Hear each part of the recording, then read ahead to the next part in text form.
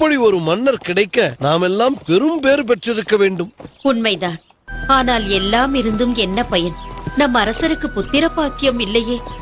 நம் மன்னருக்கு பிறகு இந்த ராஜ்யத்தை ஆள ஒரு வாரிசு இல்லாமல் போய்விட்டதே. இதை கேட்டதுமே மன்னர் பெருமான் மனம் நொந்து போனார். கடைசியாக கடவுளிடம் முறையிடுவதைத் தவிர அவருக்கு வேறு வழியேதும் தோன்றவில்லை.